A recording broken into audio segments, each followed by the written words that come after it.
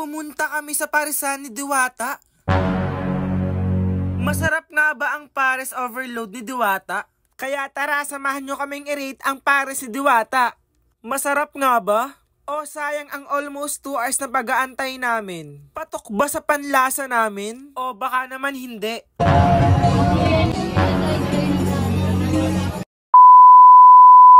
Hi guys! Ngayon nasa MOA ako at pupunta nga pala kami doon sa Parisan ni Diwata. Grabe, napaka-trending niyon. John Vic, saan tayo pupunta? So pupunta tayo sa Jokno Boulevard kung saan yung Parisan ni Diwata para matikman yung Pares. Kasi curious talaga ako. Yung Pares lang ba titikman mo? Siyempre si Diwata. Masarap kaya si Diwata? Masarap kaya? Yung Pares, doggy. From Batangas to Manila, Diwata, grabe ka. Napapunta mo ako dyan sa inyo. Husgahan natin guys kung masarap nga ba ang Pares ni Diwata. Kasama ko si John Vic guys, oh. Nag-i-intro siya ng kanyang vlog pero hindi tayo magkapatalo. Tara na, punta na tayo kay Diwata. Ang tagal mo naman. Grabe guys, no? Baliktad sa probinsya tapos sa Manila. Parang yung gabi sa kanila is umaga tapos ang umaga ay gabi. Kasi kita nyo naman, sobrang dami pang tao dito, oh. Ayan, naglalakad-lakad nga pala kami guys para mamaya pupunta na kami sa Parisan ni Diwata. Tapos makikita mo dito, puro magjowa. Nakakainggit, grabe. Walang forever guys. Charot, joke lang. Ay maya-maya pa nga lang guys, ay nauho kami kaya bumili kami ng buko shake din eh. Pakabait naman ng batang ere. Tapos eto na, nag-grab na nga pala kami guys punta kay Diwata kasi medyo malapit na naman yun dito, diba? Ay pagod na kami maglakad kaya nag-grab na lang kami, sorry na. Ayan, after 15 minutes nga guys, naandini na kami. Yung dati palang pwesto ni Diwata ay niraid ng mga police, di ko alam kung bakit. Kaya nagtanong na kami din eh, sabi nila diretso lang daw. At eto na guys, mukhang nandito na, malapit na tayo. Grabe guys, eto oh, naandito na nga tayo guys oh. Kuya, saan pa ba kuya? Kuya, saan pa ba? Ang tagal naman. Ayun, mukhang nakikita ko na guys. Grabe, pagdating namin dito sa may entrance. Grabe, sobrang haba ng pila. Tapos sobrang daming tao sa loob. Kaya bilisan na natin guys, pili na rin tayo. Grabe, sobrang haba. Hala, daming tao guys. Sobrang daming tao, grabe. Hala. Ilang oras pa ba ang pipilahin? O Diwata? Pagkakadami namang tao din eh. Tara, pumila na tayo at para tayo makabili at matikman na natin ang Pares ni Diwata. Diwata, kung napanood mo to Diwata, subscribe mo na rin. Napakahaba naman ang pila din eh. Oo, talaga. Grabe naman. Talaga. Siguro mga 1 hour. Time check, 9:31 na. Guys, nandito na kami sa Parisan ni Diwata. Pipila talaga kami guys. Mga ilang oras ka ang pila natin? Mga 5 hours siguro. Tapos na yan. Taga saan po kayo? Taga Cavite ako, yung guest ko to, taga Batangas. Ang layo naman po ng pinani niyo ate. Yung Ano pong titikman niyo dyan? Pares Overload. Pares Overload ni Diwata. Ay sige po. Natin kung masarap nga ba talaga yung pinagmamadala niyo. Pares Overload. Grabe, sobrang. Thank you po. Grabe, daming tao. Diwata, eto na kami. Oh, nakikita ko na ang iyong Pares Overload. Oh, nakakatakam, grabe. Pero ang tanong, masasatisfied ba kami sa kinain namin? Masarap nga ba ang Pares ni Diwata? O madidisappoint kami sa lasa? Cry na kami guys dito. Grabe, sobrang haba ng pila guys. My God! Alam, nakita ko na si Diwata. Saan? Ayun. So yung kanya, Diwata, Pares Overload. Nandito na guys, Let's sobrang go. daming tao talaga guys, sobrang haba. Kaya kung pupunta kayo dito, Grabe! dapat sobrang Haba haba ng pila doon pasensya pa sa nyo. pinakadulo. Grabe talaga. Okay, 30 minutes na nakakalipas, nasa pinakahuli pa rin kami. Kita niyo naman guys, kung pipila kayo dito, dapat mahaba yung pasensya nyo. Siguro aabutin kayo ng 2 hours para makabili at matikman nyo ang Pares Overload ni Diwata, diba? Ito pala si Diwata. Diwata the second. Ay parang magkamukha kayo. Oo nga, feeling ko tatay mo siya. Malayo. Ay pero proud ako kung magiging tatay ko man. Same. Kasi syempre may ako. Tapos ang ano pa, tapos ang business-minded pa. Ay, ang famous naman po ni Kuya John Vic nyo guys. Oh, nakikilala kami din eh, grabe. Time check! Almost 1 hour na po ang nakakalipas na andini pa rin kami. Malapit na po kami guys, makarating. Konti na lang. Eto na guys, konting-konti na lang ang pasensya ko, grabe. Kasi nasa kalahati pa lang kami ng pila, nakakaiyak na. Tingnan nyo, parang 2 hours na nakakalipas. Nakahirap. Charot, joke lang. Konting tiis na lang guys, at malapit na kaming makatikim ng pares ni Diwata. Grabe, pagkakadaming tao din eh. Tapos yung pawis ko, tagaktak na talaga kahit nakasando ka. Eto na, malapit na, eto na. Uy, ang social naman dito, may Casino G-Shock.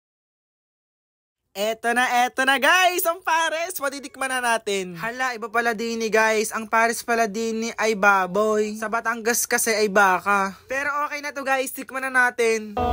Ayun sa Ritap-Tap. Yes po. Ako po sa Ritap-Tap. Ako po yung nabigyan ng sabaw. Shoutout po. Wala pong free. Shoutout po sa inyo. Yes po. Saan kayo? Saan kayo, be? Ako Batangas o. Batangas, shoutout po sa inyo dyan. Nandito na po yung kasama nyo sa Diwata Pares Overload. Mua. Oh, kuha na. Kain mo na. Ano yan? Guys, eto na guys, matitikman na natin ang pares ni Diwata. Masarap nga ba are? Tikman na natin, let's go! Excited na ako, grabe. Kuya, ang free soft drinks ko po ay 7-Up. O diba sa halagang 100 pesos may free only rice at free soft drinks pa. Kaya san ka pa, dito ka na kay Diwata Pares Overload. Uy, pinromote. Grabe, almost 2 hours kaming pumila para matikman to. Tapos ayan, naubusan pa ng kanin si kuya. Kuya, bakit naman naubusan? Ay, hindi pala kanin, yung palang lalagyan ng kanin yun oh. May kanin pala, lalagyan lang ang wala. Feeling ko talaga pagod na si kuya dito oh, nakasimangot na siya oh. Sorry na. Ooh. Ayan, nagbibigay na sa amin si kuya ng kanin. Thank you, kuya. Thank you. Guys, by the way, only rice dito ha. Kaya tara na, excited na talaga akong tikman ng pares ni Diwata. Guys, let's go. Wow, nakakatakam. O, diba, sobrang laman niya. Nakakapaglaway talaga. Pero okay nga ba ang lasa? Papato kaya sa panlasa ng taga Batangas? O mas masarap pa rin ang pares namin? Eto na nga guys, o yan, sobrang daming laman, tapos anli sabaw pa. Ako talaga'y hindi pala kain ng pares kahit sa Batangas. Pero dahil trending nga aring pares ni Diwata, ay dinayo talaga namin. Unang tikim, parang hindi. Okay naman siya guys, kaso parang may kulang dun sa sabaw. May nahanap akong lasa na kulang. Okay naman talaga siya. Sobrang okay naman talaga niya. Guys, wag niyo akong i-judge sa honest review ko dito ha. Kasi tinikman ko lang naman tong pares ni Diwata, guys. Guys, opinion ko lang are ha. Baka may magalit na naman di yan. Honest review lang talaga guys ha. Honest review. O, tingnan yung mukha ko oh. Parang ayoko na mong kainin kasi busog na ako. Pero sayang ang 100 guys. Sabi nga ng mamata ng tatay, wag mag-aksaya ng pagkain kasi maraming nagugutom. Kaya guys, sa part na to guys, kakainin ko talaga to. Mamaya guys, tingnan nyo sa dulo kung ano yung rate namin sa food ni Diwata. Pasensya na po sa honest review. Actually, okay naman talaga siya guys. Maraming laman, masabaw, tapos only rice, sa halagang 100 pesos. Tapos may free soft drinks pa, diba? Dahil nga sa gutom din kami guys, ayan, inubos ko talaga to at sayang ang pagkain. Sabi ko, nakakahiyang magsabi. Pero mamaya guys, malalaman nyo kung anong rate namin ni John Vic. I-rate namin siya 1 to 10. Nasa dulo guys, antayin nyo lang. Pero ina-encourage ko guys, dun sa mga hindi pa nakakatikim ng pares ni Diwata, pumunta na rin kayo din eh. Bukod sa mura, ang ganda ng experience din guys, ang saya. Kasi napakadaming tao talaga. Wait lang, kakain muna ako ha.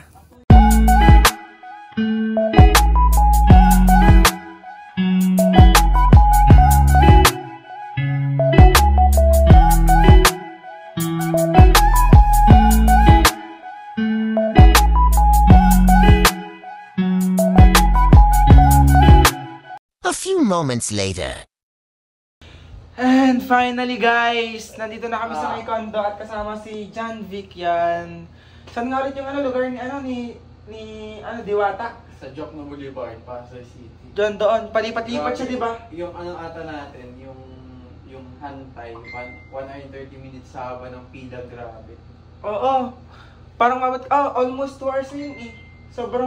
Sobrang haba, promise, sobrang haba ng pila. Tapos natikman namin yung ni Diwata, yung pares ni Diwata. Wait lang. Ano mo naman sabi mo sa pares ni Diwata? So guys, kung i-rate ko siya, sana wag kayo magalit. Siyempre, iba din yung taste nyo, iba din yung taste ko. So sa akin, kung i-rate ko siya 1 to 10, siguro Yung nasa taste. 4 lang siya. Taste, yung taste. Yung taste, 4 oo. over 10. Yes, pero ini-encourage ko pa din kayo na pumunta doon para matikman nyo personally at kung ano yung opinion nyo para mas ano tawag dito? Mas malaman nyo kung, Mas kung malaman bakit ganun nyo yung kung rate namin, ano. ganun rate nyo. Para yung experience mo sa pagkain dun sa loob. Para Sa siyang loob ng fiesta Paris, na sobrang daming tao. Yun, Masaya kasi masaya naman din. masaya naman. Pero kung sa food naman, hindi ako satisfied. Pero ano siya, fit siya sa kung anong presyo na meron siya. 100 pesos, diba? 100 pesos, only rice, only sabaw. Pero kung sa inyo, okay. Pero yun, okay lang. Okay lang din, diba? Sa akin kasi may taste akong Paris talaga. Oo. Ganon. Iba kasi yung taste ng Paris sa taste niya. Saan bang Paris ang tikman mo? Paris Retiro pa din. Saan? Hindi ko naman kinukumpara yun. Pero di ba, magkaiba naman ang taste. Ganun nga. Pero para sa akin guys, dun sa taste sa food na Paris ni Diwata kasi hindi talaga ako nangangain ng Paris kasi ang akala ko sa Paris, baka yung matitikman ko dun kasi sabi ko sa iyon, ayoko kumain ng Paris, diba? Pero yung yung nakita kong Paris ang ginagawa ni Diwata, baboy pala siya. Tapos may sabaw, tapos may kanin, tapos may free soft drinks, yan. For only 100 pesos. Dun sa experience ko, sobrang sakit ng paa siguro sikat nga dahil sikat. Sobrang sakit ng paa ko dahil sobrang haba ng pila. Okay naman yung experience ko sa pagpila-pila ganon. Kasi ang daming tao, nakakatuwa kasi in-encourage tsaka unli yung parisan ni Diwata. Pero sa taste, guys, para sa akin hindi naman sa parang may kulang na rekado dun sa ni Diwata. Hindi ko alam dahil sa mura ganon, kaya may kulang na Pero para sa akin 7 over 10 siya. Kahit may kulang na rekado. Yung yung Paris ni Diwata, kung sweet lover ka, so siguro madidisappoint ka kasi hindi siya gano'ng kalasa, parang ganon. Pero guys, sa gustong pumunta sa Paris ni Diwata, yun nga, doon nga yung malapit. Kung nagmamawa kayo, malapit lang daw, walking distance lang. Tapos tikman nyo rin yung Paris ni Diwata, tapos i-rate nyo 1 to 10. Hindi naman sa pambabash or ng negative impact dun sa sa Paris ni Diwata, pero para sa amin parang unsatisfied, diba? Unsatisfied yung namin. Ang ingay. Yan si Aris Gonzaga, yan. Ano pala ng longganisa nyo? Oo, longganisa nga yan. Ito po ng daan, guys. Lipat lang po yan. Busy mo ako. Huwag mo kainin. Mamaya ka pa pwedeng kumain. Yan si Diwata. Pero di ko alam sa taste niya. Sana maganda sa taste niya ganun. Pero para sa akin nga, yun nasabi ko na sa inyo, di ba? Huwag niyo kayo bash, guys. Narate ko lang para sa perception ko lang yan, tsaka natikman ko. Ganun, huwag niyo kaming babash na dyan. Ayun lang. Sana magustuhan niyo yung feedback namin and sana pumunta pa rin kayo sa Paris ni Diwata.